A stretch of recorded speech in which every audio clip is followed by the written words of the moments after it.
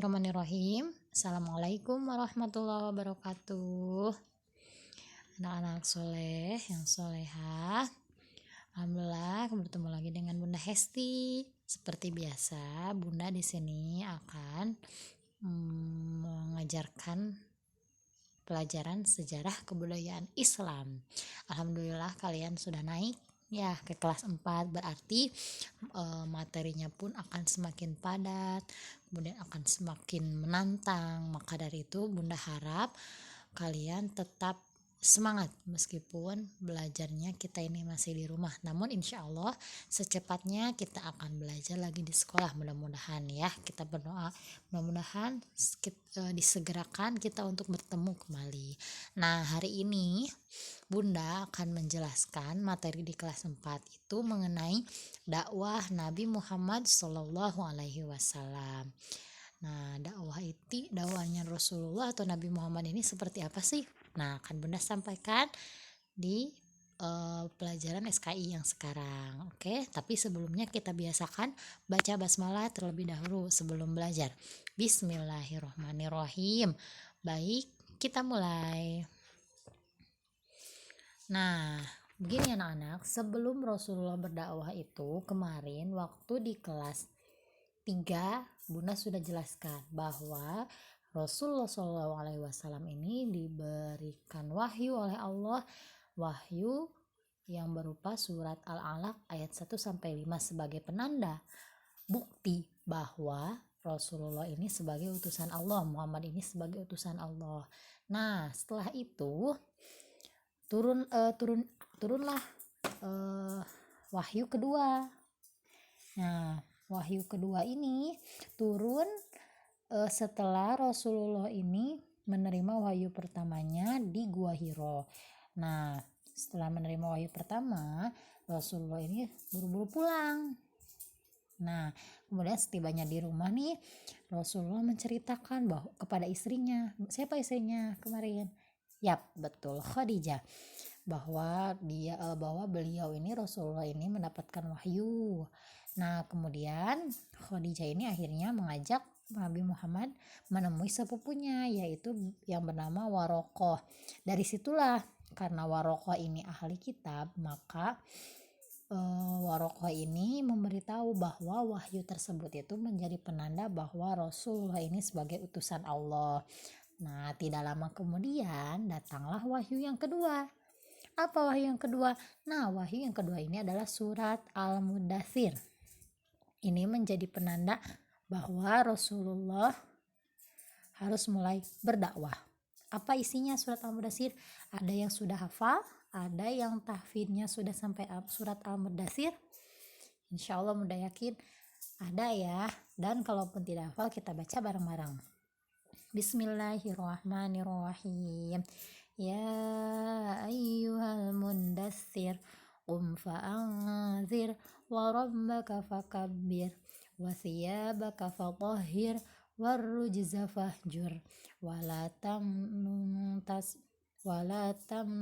tastakthir wali rabbika fasbir fa idza nuqira fin naqur fadzalika yawma idzin yaumun asir alal kafirina ghairu yasir. Shadaqallahul azim. Itu artinya, wahai orang yang berselimut, bangunlah, lalu berikanlah peringatan, dan agungkanlah Allah Tuhanmu, dan bersihkanlah pakaianmu, dan tinggalkanlah segala perbuatan yang keji, dan janganlah engkau Muhammad memberi dengan maksud memperoleh balasan yang lebih banyak, dan karena Tuhanmu bersabarlah. Nah, setelah turun ayat ini, akhirnya Nabi Muhammad SAW mulai berdakwah. Ya, jadi wahyu kedua ini surat Al-Mudaththir ayat 1-7, tapi di situ Bunda sampai 10 ya, dilebihkan, nggak apa-apa. Kalau membaca Quran itu kan mendapat pahala ya, betul. Nah, supaya pahala kita bertambah, oke. Nah, lanjut 1-7 Babas ya. Oke, kita lanjut.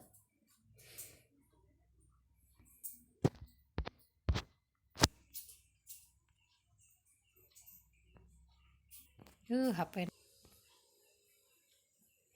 Nah, dalam berdakwah ini Rasulullah mempunyai strategi anak-anak.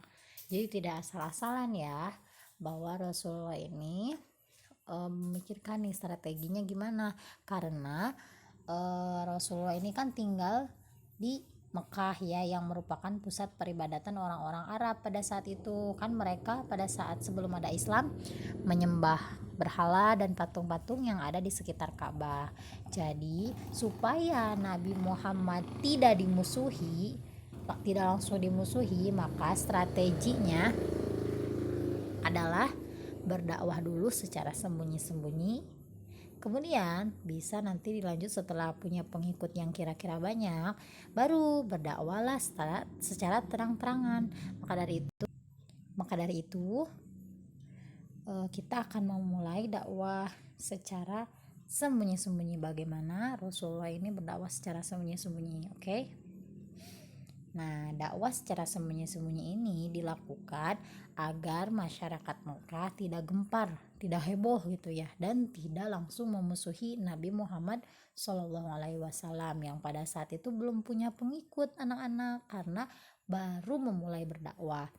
Nah, karena sembunyi-sembunyi, beliau ini berdakwah hanya sebatas kepada keluarga dan teman dekatnya. Siapa aja nih?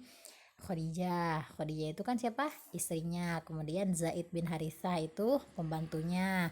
Kemudian Ali bin Abi Thalib yang merupakan sepupunya, dan Abu Bakar yang merupakan sahabatnya. Nah, ke 5 orang ini langsung masuk Islam. Kemudian disusul oleh sahabat-sahabat yang lain yang masuk Islam karena ajakan Abu Bakar dan Rasulullah juga, seperti Utsman bin Affan, Zubair bin Awam, Abdurrahman bin Auf,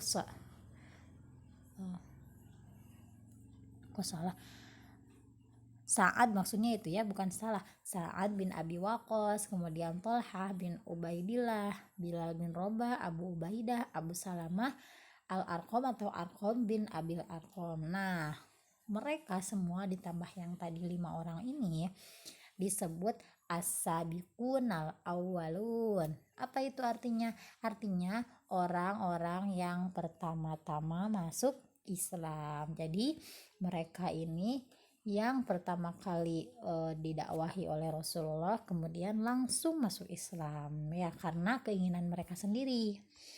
Kemudian dakwah secara sembunyi-sembunyi ini dilakukan hanya selama 3 tahun ya. Kemudian selama 3 tahun itu pengikut Nabi Muhammad itu berjumlah sekitar 40 orangan. Nah, ketika melakukan dakwah ini dilakukan di rumah sahabat Arqam bin Abil Arqam yang letaknya berada di Bukit Sofa. Jadi secara sembunyi-sembunyi kemudian dilakukan selama 3 tahun, dan berdakwahnya itu dilaksanakan di rumah Arqam bin Abil Arqam gitu ya anak-anak. Nah, setelah mengerti materi yang Bunda sampaikan, kalian latihan soal, tapi Bunda minta tulis soalnya ya. Kalau yang nggak ditulis soalnya tidak sempurna nilainya ya anak-anak.